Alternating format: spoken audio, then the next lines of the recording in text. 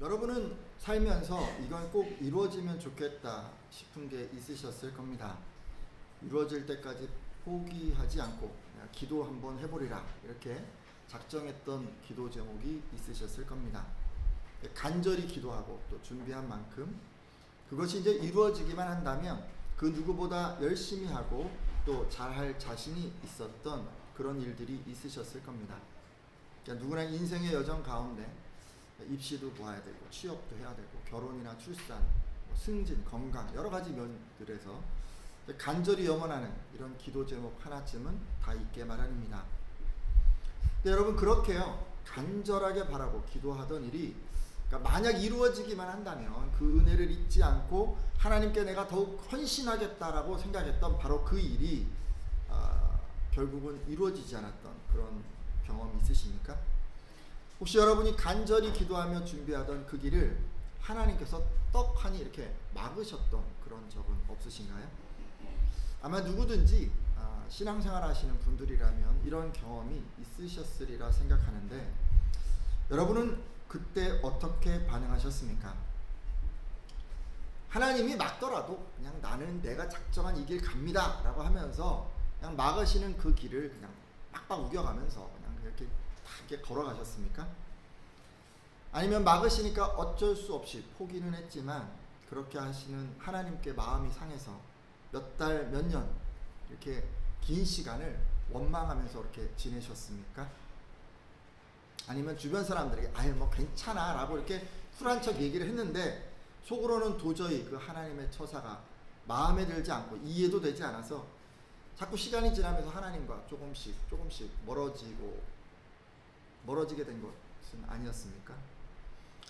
오늘 예배자들 가운데 하나님께서 여러분의 길을 이렇게 막으시는 것에 대한 원망, 또 분노, 때로는 섭섭함 이런 것들을 한 번이라도 느껴본 그런 분들이 계시다면 오늘 말씀을 통해서 그런 상황에서 우리는 어떻게 해야 하는 것인지 하나님께서는 왜 그렇게 하신 것인지 지혜를 얻는 그런 시간이 되어지기를 바랍니다. 자, 오늘 본문에는 바울이 등장합니다. 근데 바울도 이런 일을 경험을 했어요. 그가 계획했던 일이 있었는데 앞길을 하나님이 탁 막아버리신 거예요. 여러분 바울 잘 알고 계십니까? 이 바울이라는 분은요 원래 예수 믿는 사람들 쫓아다니면서 핍박하던 그런 사람이었습니다. 하지만 다메섹으로 가는 그 길에서 예수 그리스도를 만나게 되고 온전히 그분에게 헌신한 후에 바울의 그 유일한 소망은 복음을 전파하는 것 하나뿐이었습니다. 그러니까 자신처럼 이 예수님을 모르고 살아가는 사람들에게 이 복음을 전해서 그들이 이 그리스도를 영접하고 구원 얻는 것을 지켜보는 것이 이 바울의 삶의 의미이자 목적이 된 것입니다.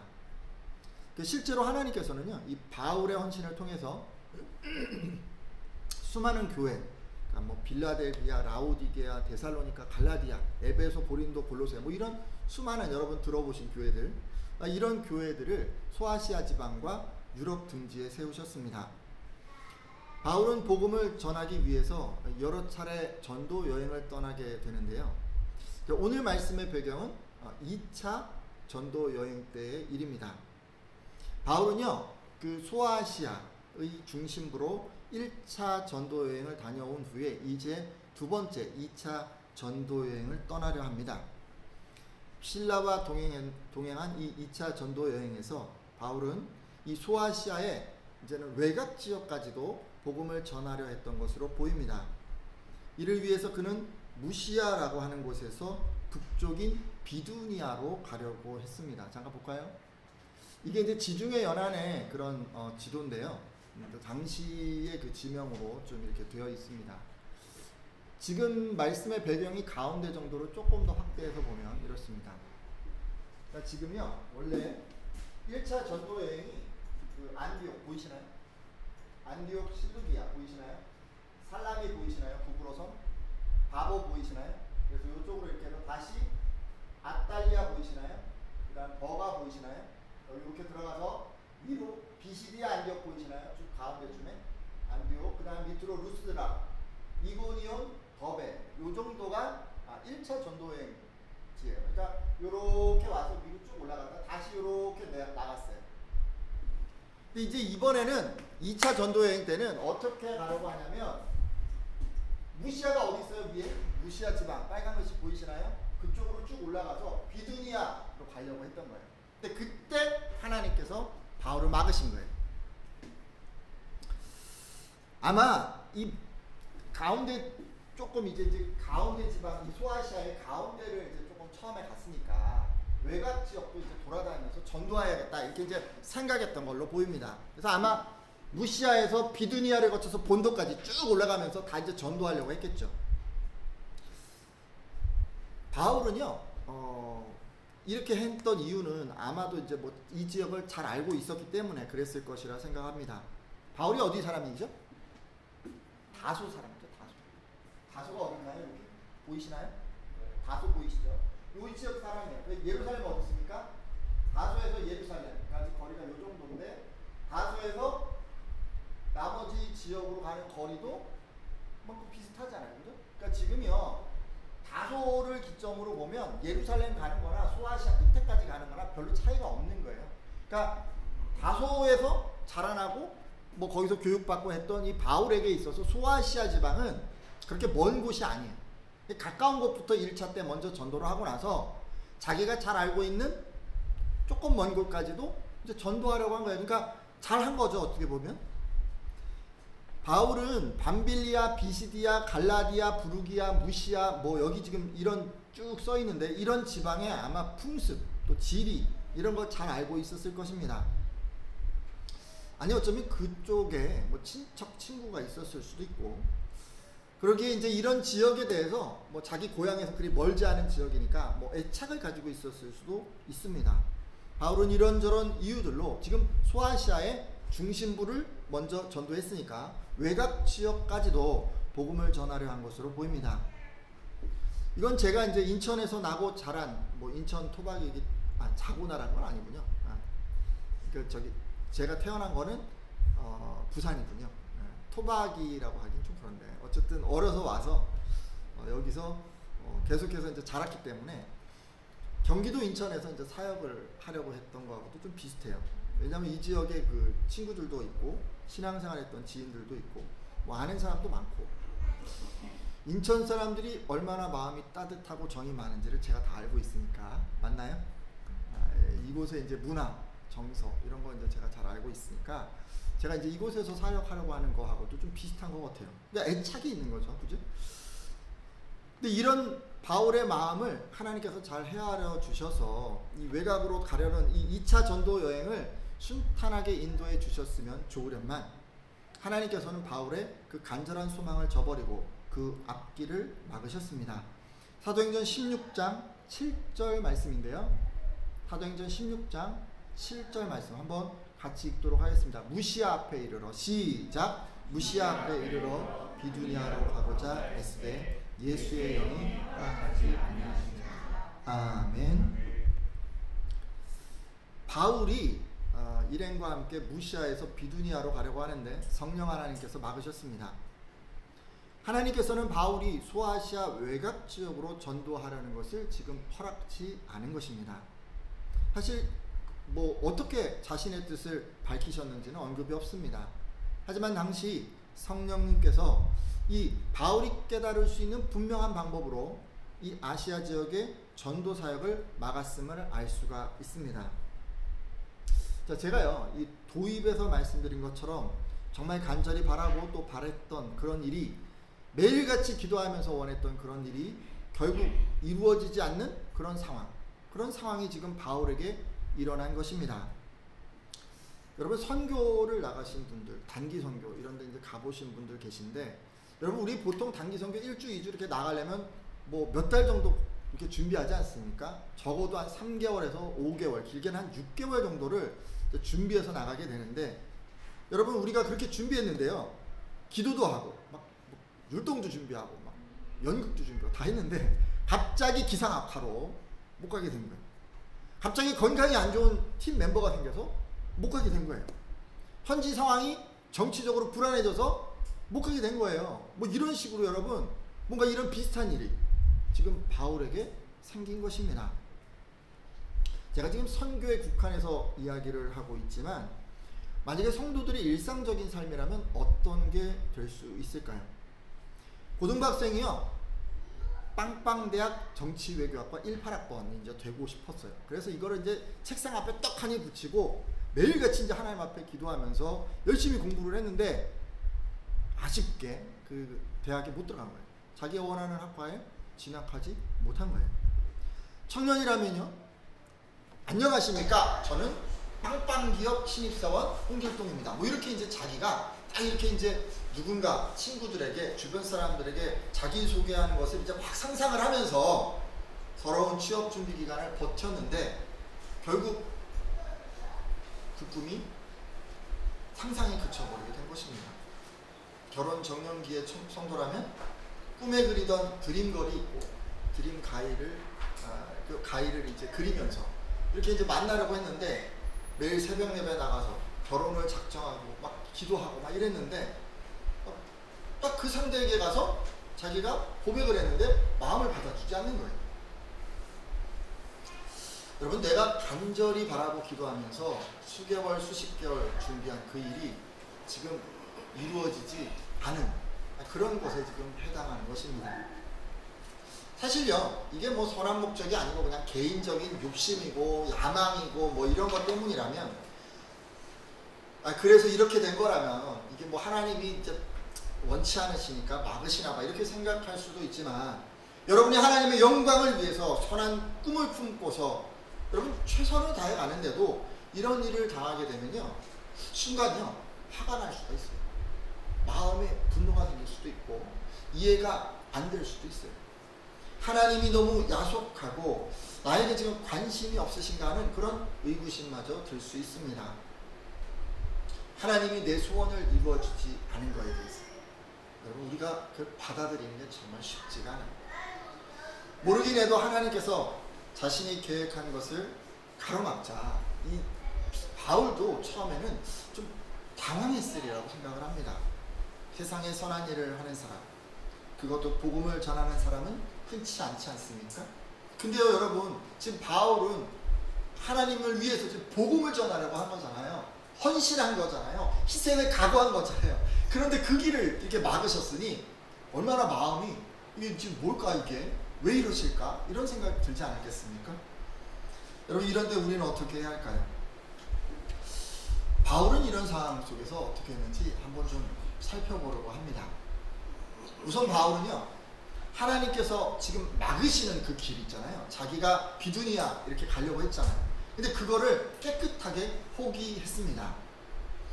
자기 방법을 다 동원해서 억지로라도 자기 계획대로 할 수 있었는데 바울은 기도하는 가운데 잠잠히 하나님의 말씀을 기다렸습니다. 성도 여러분, 이것이 하나님께서 우리의 길을 막을 때 우리가 해야 할 첫 번째 반응입니다. 우리가 계획한 것이 허락되지 않는다면 하나님께서 예비하신 길이 있다는 것을 우리는 믿어야만 하는 것이죠. 실제로 하나님의 인도하심을 기다리는 바울에게 하나님께서는 예비하신 다른 길을 보여주셨습니다. 말씀을 통해 확인해 보도록 하겠습니다. 사도행전 16장 9절 말씀인데요, 한번 읽어주시겠어요? 밤의 환상이, 시작. 밤의 환상이 바울에게 보이니 마게도냐 사람 하나가 서서 그에게 청하였되 마게도냐로 건너와서 우리를 도우라 하거늘. 아멘. 바울은요, 기도하는 중에 마게도냐 사람이 건너와서 우리를 도우라 하는 그런 환상을 보았습니다. 잠깐 볼게요. 여러분, 마게도냐가 어디 있어요? 마게도냐 이쪽이죠. 여기가 좀 바다예요. 에게해라고 하네요. 여기가 터키 정도고요. 이쪽으로 넘어가면 여기 볼리비아고 여기 그리스예요. 그러니까 지금 그리스 쪽으로 넘어가는 거예요. 근데 이게 해협을 좁은 곳이지만 여기 이렇게 살짝 넘어가야, 그래야 이제 그리스로 들어갈 수가 있는데, 지금 그리로 저쪽 마게도냐 사람, 그러니까 지금으로 치면 그리스 사람 정도 되겠네요. 그쪽 사람이 딱 바울에게 환상으로 보여서 와서 우리를 좀 도와주세요 라고 하는 것을 이제 보게 된 것입니다. 환상을 본 바울은요, 이것이 하나님의 인도하심이라고 하는 것으로, 인도하심이라는 것을 믿습니다. 그리고 이제 배를 타고 마게도냐 지방으로 향해 나갔습니다. 바울은 자기의 계획을 다 내려놓고 하나님의 인도하심에 순종했던 것입니다. 성도 여러분, 하나님의 뜻이라는 것을 믿은 이 바울은요, 지체 없이 순종했습니다.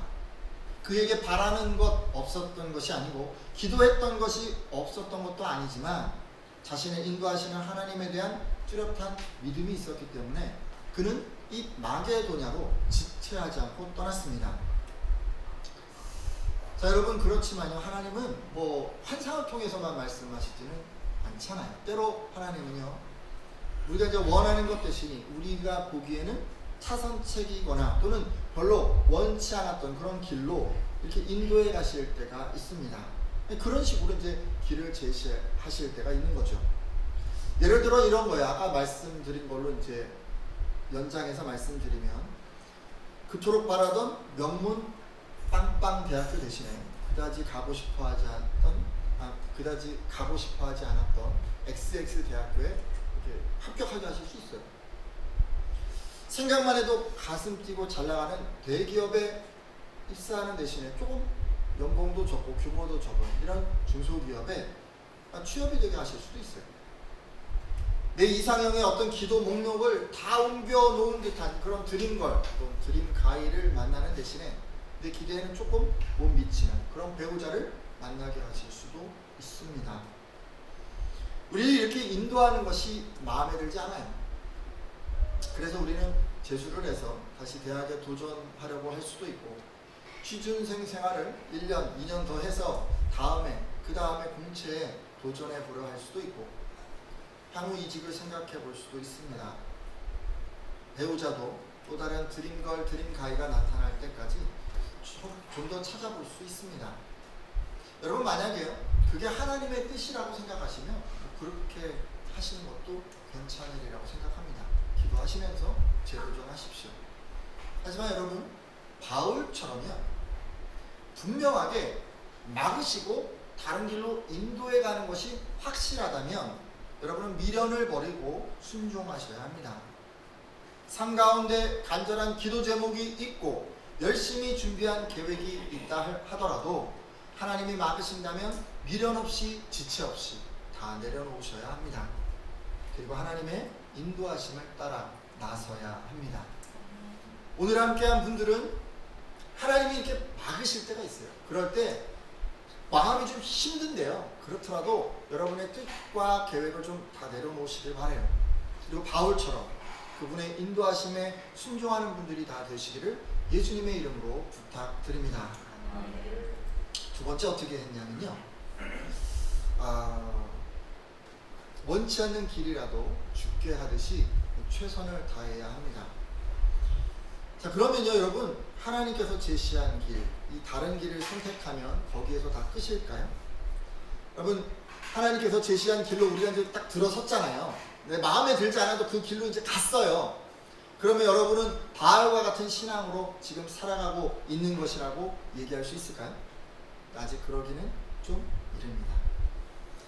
자신이 바라고 원했던 소아시아 지방 대신에 이 마게도냐로 건너간 바울이 그 후 그곳에서 어떻게 주의를 감당했는지 한번 살펴보셔야 합니다. 자, 여러분, 하나님의 인도하심으로 지금 마게도냐 지방으로 이렇게 건너간 그런 바울은 빌립보라고 하는 도시로 갑니다. 어디가 있나요? 빌립보? 넘어가서 암비올리, 네아폴리를 거쳐서 위에 빌립보라고 하는 지역으로 올라가는 거예요. 이렇게 올라갔어요. 지금 맨 위에 보이시나요? 좀 작아서 잘 안 보이시죠? 이 빌립보가요, 마게도냐 지방으로 들어가는 어떤 첫 성이었어요. 빌립이라고 하는 도시명은 BC 358년경에 알렉산더 대왕의 아버지인 필립이라고 하는 사람이 이 성을 이제 정복하게 되는데, 그 이후에 자기 이름을 따서 붙인 거예요. 이 도시는 로마가 페르시아를 멸망시킨 후에 로마 제국의 편입이 되게 됐고, 옥타비아누스 황제가 이제 이 도시를 로마의 식민지로 승격시키게 됩니다. 그 후로 이 빌립보는 어떻게 되냐면요, 그 빌립보에 사는 사람들은 다 로마의 시민이 된 거예요. 자치정부를 가질 수가 있었어요. 자기네들끼리 자치정부. 그리고 로마의 인두세와 그리고 토지세를 면제받았어요. 로마에 세금을 내지 않는 거예요. 자기도 로마 시민이라고. 그리고 로마의 법에 의해서 다스려졌습니다. 한마디로요, 이 빌립보는 이 작은 로마였던 거예요. 그러기에 빌립보 시민들은 로마의 시민으로서 긍지가 대단했습니다. 그들은 빌립보 이곳을 정말 자랑스러워했고 자기가 로마의 시민이라고 하는 것을 뿌듯하게 생각했고 로마의 관습과 정신을 따르고 또 로마 법을 준수하는 것을 영광으로 생각했습니다. 한마디로 이들이 1등 시민이었던 거예요. 1등 시민. 따라서 이렇게 자긍심이 높았던 빌립보 사람들은 다소 지방 출신인 이 유대인 바울을 주목하지 않았습니다. 그들에게 있어서 바울은요, 그저 시골 촌구석에서 올라온 식민지 거주민에 불과했습니다. 우리 같으면 세련된 그 서울 사람들 있잖아요. 서울 사람들이 이제 우리나라에서 가장 세련된 분들이라고 한다면 지방의 아주 이름도 잘 모르는 그런 소도시에서 올라온 좀 촌스러운 사람, 그런 사람들을 보는 것과 뭐 같았던 것이죠. 게다가 빌립보에는 로마법이 통용되고 있었잖아요. 여러분, 로마법에는 이런 게 있었어요. 다른 사람들에게 자기가 믿는 종교를 전파하는 것이 금지되었어요. 따라서 바울이 지금 어설프게 전도에 나섰다가는 잘못하면 매를 맞고 감옥에 갇힐 수도 있었습니다. 그러기에 지금 빌립보는요, 바울이 가려 했던 소아시아 지방에 비해서 복음 전하기가 정말 어려운 곳이었어요. 제약이 너무나도 많고 이게 복음을 제시를 해도 사람들이 들으려고 하지 않는 정말 그런 곳이었어요. 근데 그런 곳으로 지금 하나님이 가라고 해서 온 거잖아요. 자, 그러면요, 여러분, 하나님께서 지금 원치 않던 곳으로 인도하셨다고 해서 복음 전하기 너무도 힘든 그런 곳으로 바울을 데리고 왔다고 해서 바울이 전도를 소홀히 했을까요? 대충 했을까요? 하나님이 그냥 이렇게 이런 데로 데려다 놨으니 뭐 내가 못하는 건 당연하지 이렇게 생각하면서 그냥 시간만 때웠을까요? 여러분, 그렇지 않았어요. 절대 그렇지 않았어요. 그곳은 하나님께서 보내신 곳이기 때문에 여러분, 바울은 그렇게 하지 않았어요. 사도행전 16장 12절과 13절 말씀인데요, 제가 읽겠습니다. 사도행전 16장 12절과 13절 말씀인데 제가 읽을게요. 거기서 빌립보에 이르니 이는 마게도냐 지방의 첫 성이요 또 로마의 식민지라. 이 성에서 수일을 유하다가 안식일에 우리가 기도할 곳이 있을까 하여 문 밖 강가에 나가 거기 앉아서 모인 여자들에게 말하는데. 아멘. 바울은요, 이제 이 빌립보에 갔는데 한 며칠 정도 그냥 머물렀던 것 같아요. 그냥 쉬었던 것 같아요. 배를 타고 여행을 한 데다가 새로운 나라, 새로운 지방 이렇게 왔으니까 쌓인 여독을 풀고 지역을 탐색하고 효과적인 어떤 선교 전략을 짜기 위해서 아마도 시간을 가진 것 같습니다. 그러던 중에 그 말씀을 보면 안식일에 기도할 장소를 찾아서 나섭니다. 이리저리 이제 기도처를 찾아다니던 이들은 성문 밖에를 나가게 되는데, 성문 밖에 이제 강이 이렇게 흐르고 있는데 그 강가에서 모여있는 한 무리의 여인들을 만납니다. 그리고 거기 앉아서 모여있던 그 여인들에게 복음을 전하게 되죠. 여러분, 전에 같으면요, 바울이 어떻게 복음을 전하냐면 유대인의 회당을 찾아가요. 어디든지 이제 유대인의 회당이 있으니까.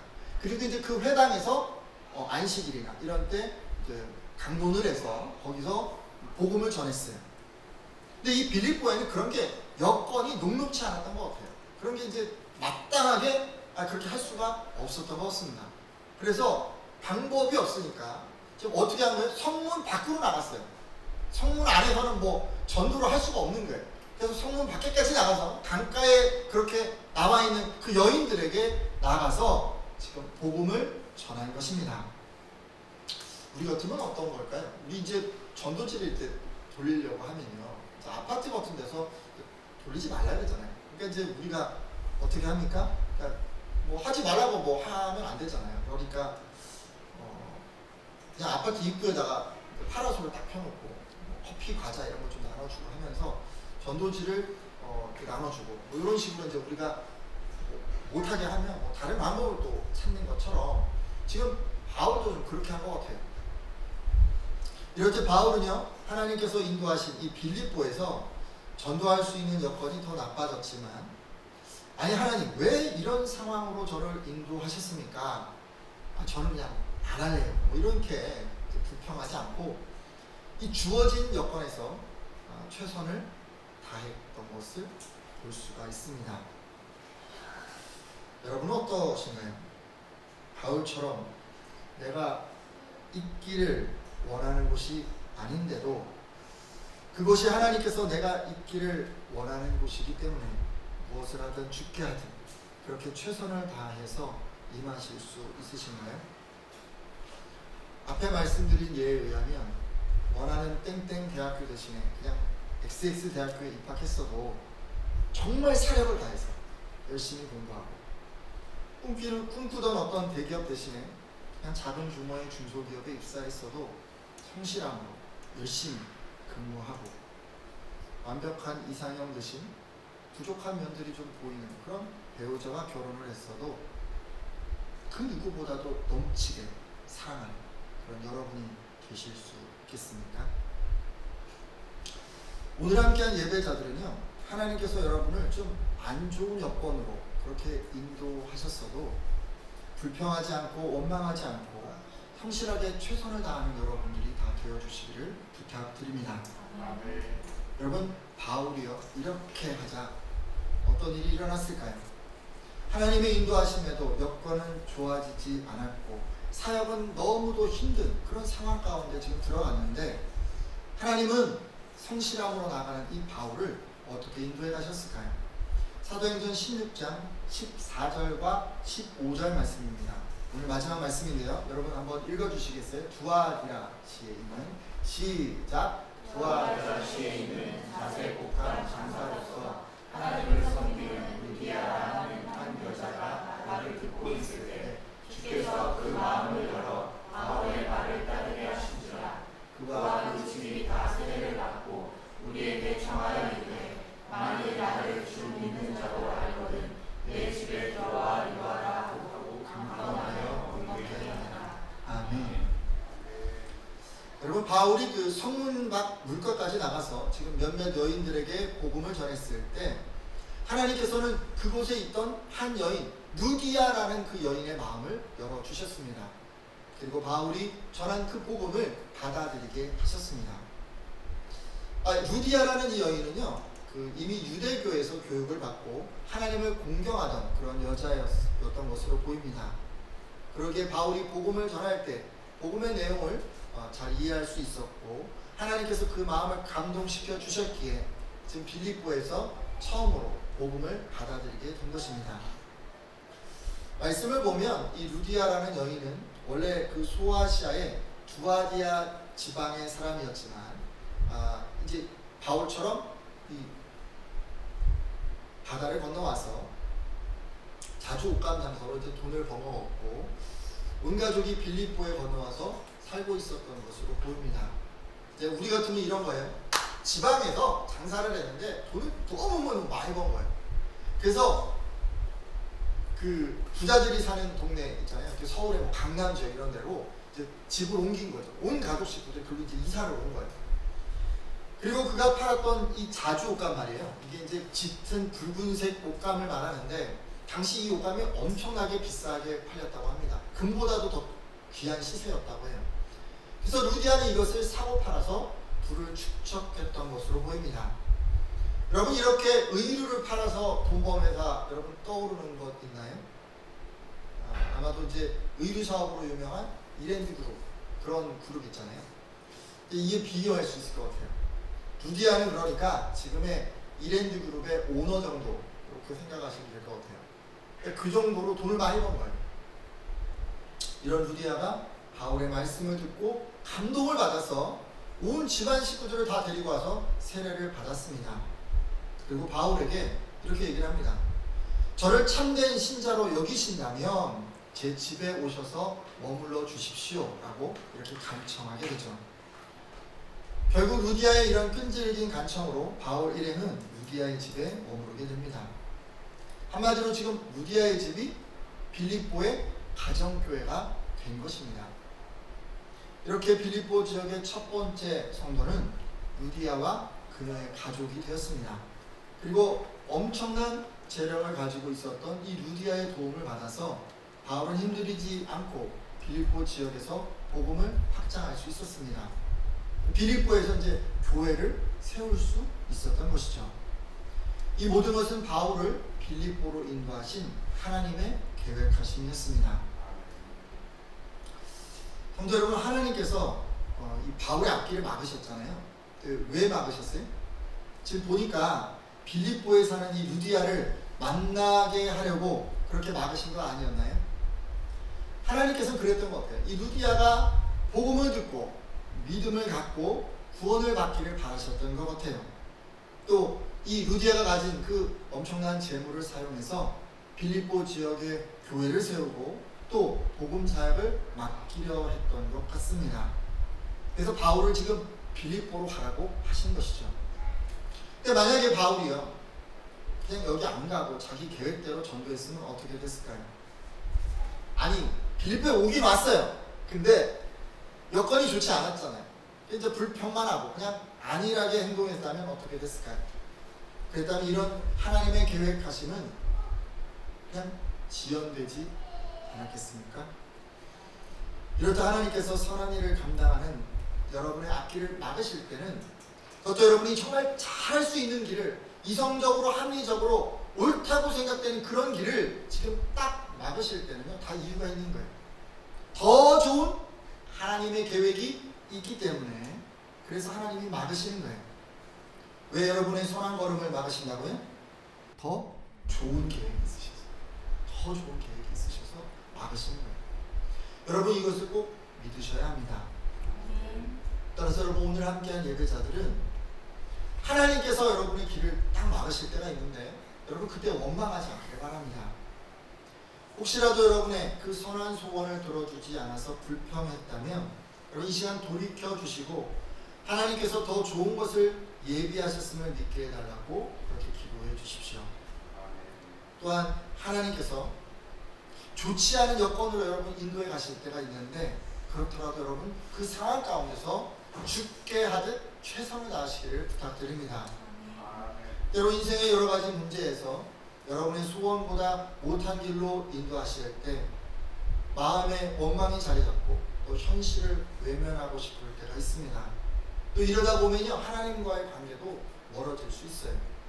하지만 오늘 함께한 예배자들은 그러시지 말고 어려운 상황 가운데 들어가더라도, 마음에 들지 않는 환경 가운데 들어가게 되더라도 불평하지 말고 또 원망하지 않고 바울처럼 최선을 다하겠다고 결단해 주십시오. 그러면 하나님께서요, 여러분을 선한 길로 인도해 주실 것입니다. 누구를 만나게 되는 거예요? 루디아를 만나요. 반드시 여러분, 하나님은 루디아를 만나게 해 주실 거예요. 여러분, 이 두 가지를 놓고